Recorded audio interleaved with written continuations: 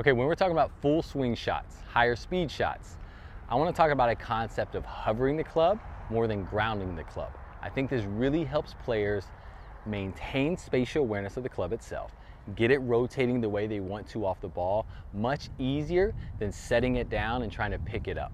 Again, if you think about anything else in sports, if I'm pitching, if I'm hitting a baseball, the object that I'm moving is in the air. It's not resting on anything and then I pick it up. You know, the only thing I think it was like a three-point shooting contest where the ball's on the rack and the guy has to grab it and shoot it from a kind of standstill position. Everything else, we've got the ball off the ground. We've got the object, the club, the bat, the racket off the ground. It's not resting. So I think that's important for just spatial awareness in itself. I see a lot of good players do this. You see a lot of tour players do it. One guy comes to mind, I see Tony Finau do this all the time. One of the strongest, most athletic players we have in the game ever. And he sees the need or understands like the importance of keeping this thing in the air, gives him easier time to rotate it. So if he can do that, or needs to do that, or feels like he should do that, probably we should be along those lines the same way. We're probably not more athletic than Tony. So we probably need this help.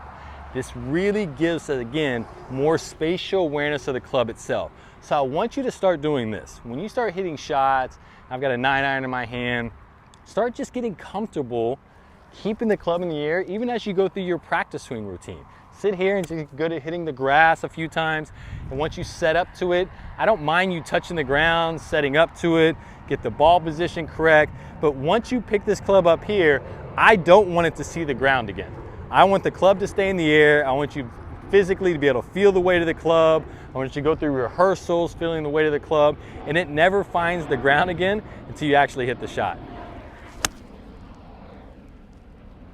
So start working on this. Start working on this feel with our fuller swings that this club never touches the ground.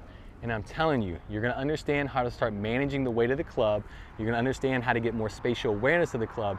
And it's gonna make controlling this club in space for our higher speed swings and getting it moving off the ball, getting that sequence right, much, much easier. Try that.